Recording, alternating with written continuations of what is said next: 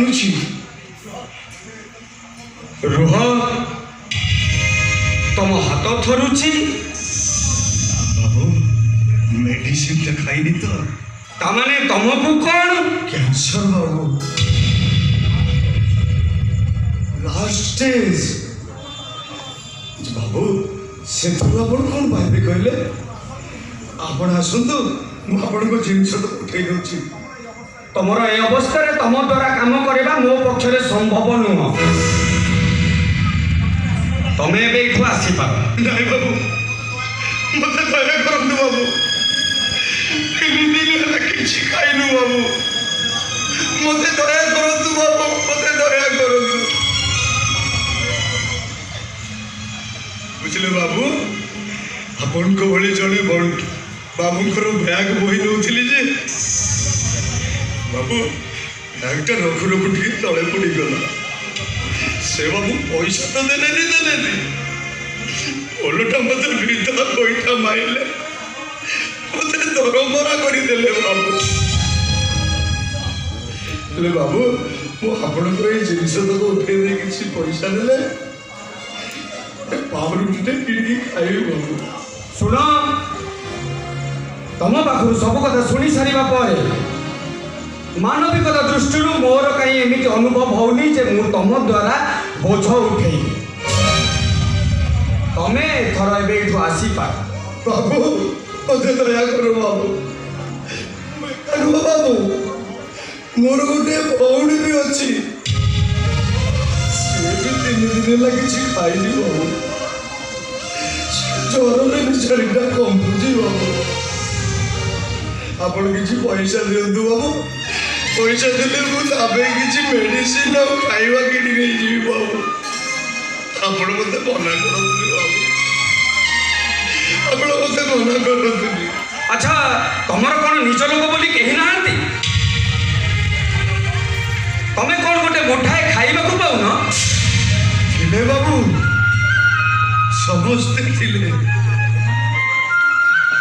ଆଉ ଏମାନେ ଯୋଉମାନେ ଅଛନ୍ତି ବାବୁ,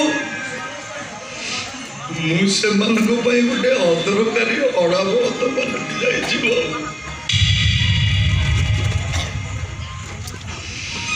ଆଉ ଅଦରକାରୀ ହେଇଗଲା ପରେ କିଏ କ'ଣ କାହାକୁ ଖାଇବାକୁ ଦିଏ ବାବୁ। ସେଥିପାଇଁ ମତେ ଆଉ ମୋ ସାନ ଭଉଣୀକୁ ଏ ଘରୁ ବାହାର କରିଛନ୍ତି ବାବୁ। ଆରେ କି ଭାଇ ସେମାନେ? ସେମାନଙ୍କୁ ଧର୍ମ କେମିତି ସହୁଛି? ଆଉ ଗୋଟେ ପୁଅକୁ ସେମାନେ ଘରୁ କାଢି ଦେଇଛନ୍ତି ବାବୁ। ଭାଇ ତ ନୁହଁ, ମୋ ପୁଅ ସେଇଟା ଥିଲା। ମୁଁ ଆଉ ମୋ ଭଉଣୀ ତାକୁ ବହୁତ ଖୋଜିଲୁନି, ହେଲେ ଆମେ ତାକୁ ପାଉନୁ ବାବୁ। କାହିଁକି? ବାବୁ ଆପଣ କହିଲେ ବାବୁ, ଆପଣ କେବେ କାହାକୁ ଭଲ ପାଇଛନ୍ତି? କିନ୍ତୁ ମୁଁ ତାକୁ ଜୀବନଠୁ ଅଧିକ ଭଲ ପାଏ ବାବୁ। ଆପଣ କହିଲେ ବାବୁ, ଆପଣ ଭଲ ପାଉଥିବା ମଣିଷଟାକୁ ଆପଣଙ୍କ ସାମ୍ନାରେ ବିନା ଦୋଷରେ ଯଦି ତାକୁ ମାଡ଼ ଦିଆଯାଏ, ଆପଣ କ'ଣ ସହିପାରିବେ ବାବୁ? ମୋରି ଆଖି ଆଗରେ ମୋ ଭାଇଟାକୁ ଅଚାନକ ବାଡ଼େଇଲେ ବାବୁ। ସେ ବହୁତ ଜୋରରେ କାନ୍ଦିଲା,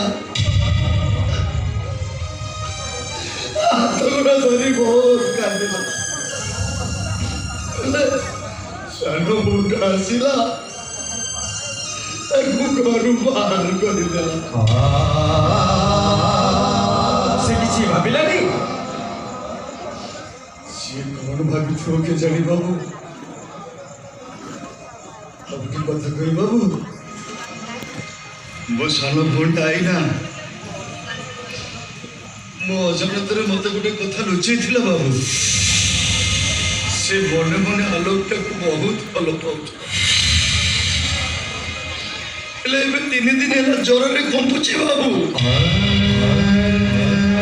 କିଛି ବି ଖାଇନି, ତଥାପି ସେ ଖାଲି ଆଇନା ଆଲୋକ ଆଲୋକ କହି ଶୁଣୁ। ଆମ କଥା ଶୁଣିବ? ଗୋଟେ ବର୍ଷ ହେଲା ଗଲାଣି ବାବୁ, আর কিছু ঠিকনা নাই বাবু। ସିଏ କାହିଁକି ଆମ କଥା ଶୁଣିବ? ସିଏ ତ ବଡ ପିଲାଟା, ତା ଉପରେ ଆମର କଣ ଅଧିକାର ଅଛି ବାବୁ? ଏମିତି ଗୋଟାଏ ମୁହୂର୍ତ୍ତ ନାହିଁ ଯୋଉ ମୁହୂର୍ତ୍ତରେ ସେ ତମମାନଙ୍କ କଥା ଭାବିନି।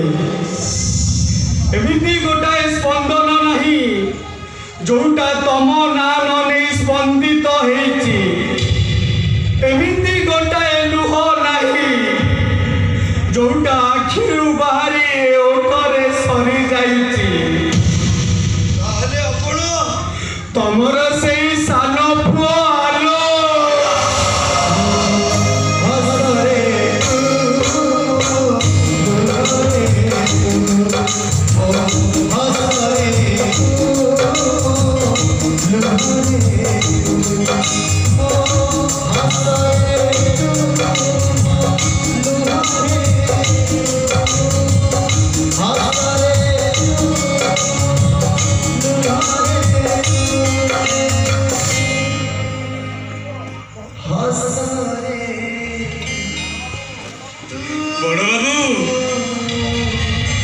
ତମ ସାନ ପୁଅ ଆଜି ବହୁତ ବଡ ଓକିଲ ହେଇଯାଇଛି ବଡ ବାବୁ। ଗୋଟାଏ ଗୋଟାଏ କେସରେ ସେ ଲକ୍ଷ ଲକ୍ଷ ଟଙ୍କା ରୋଜଗାର କରୁଛି। ମୁଁ ସତ କହୁଛି ସାନ ବାବୁ, ଏସବୁ କେବଳ ତମରି ଆଶୀର୍ବାଦ ପାଇଁ ସମ୍ଭବ ହେଇଛି। ହ୍ୟାଲୋ ବଡ ବାବୁ, ମୋ ଆଇନା ଦିଦି କୋଉଠି ଅଛନ୍ତି କହିଲେ? କୋଉଠି ଅଛନ୍ତି ମୋ ଆଇନା ଦିଦି? 3 ଦିନ ହେଲା କିଛି ନ ଖାଇଲ ବି ସେଇଠି ଶୋଇଛି ବାବୁ। ଆପଣ ଜମା ଚିନ୍ତା କରନ୍ତୁନି ବଡ ବାବୁ, ଆଇନା ଦିଦିର ଦେହ କିଛି ହବନି। ଆପଣ ନିଅନ୍ତୁ, ଏଇ ଟଙ୍କା ସବୁ ଧରନ୍ତୁ, ଯେତେ ଟଙ୍କା ଲାଗିବ ମୁଁ ଖର୍ଚ୍ଚ କରିବି। ଆପଣ ଯାଇ ଆଇନା ଦିଦି ପାଇଁ କିଛି ଖାଇବା ଆଉ ମେଡିସିନ ନେଇ ଆସିଲେ ଗଲେ ଗଲେ ଯାଆନ୍ତୁ। ଆଇନା ଦିଦି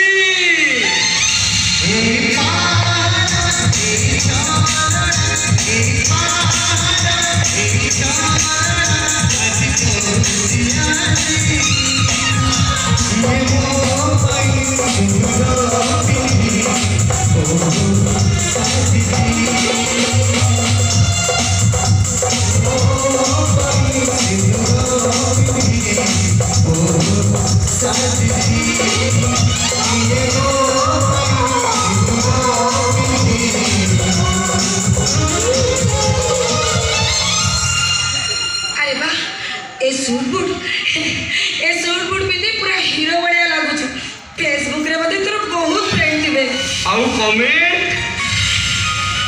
1 ଲକ୍ଷରୁ ଅଧିକ ହେଇଥିବ। ଆଉ ସେ ଲକ୍ଷ ଭିତରୁ ମୋ ଗାର୍ଲଫ୍ରେଣ୍ଡ ଜଣେ ଥିବ। ହଁ, ଏତେ ଜଣଙ୍କ ଭିତରୁ ଜଣକୁ କାହାକୁ ଗର୍ଲଫ୍ରେଣ୍ଡ କରି ବାଛି ନଉନୁ?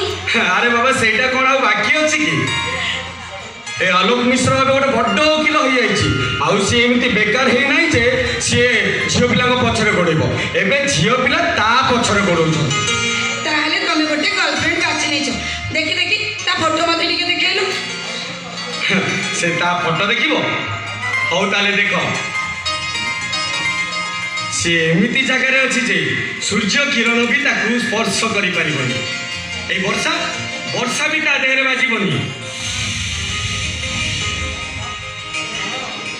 ଆରେ ବାବା, ମୁଁ ତ କାହିଁ କିଛି ଦେଖିପାରୁନି। ମୁଁ ତାକୁ ଦେଖିବା ପାଇଁ ପୁରା ବ୍ୟାକୁଳ ହେଇଗଲିଣି, ଅଥଚ ତମେ ଦେଖାଉନ। ତମେ ମତେ ଟିକେ ଦେଖାଅ। ଏଇ ଦେଖ। କୋଉଠି?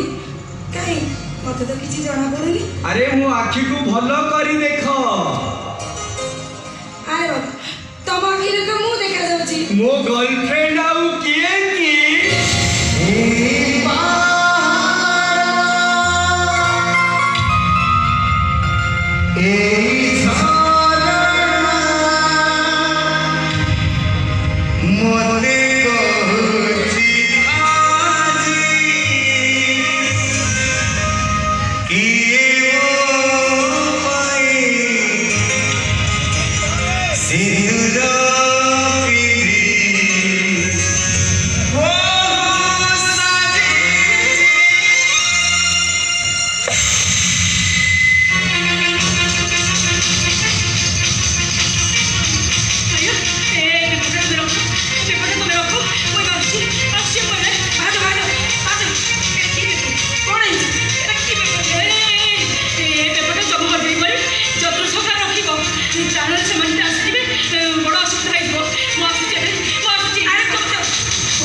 କ'ଣ ମାନେ ଆସିବେ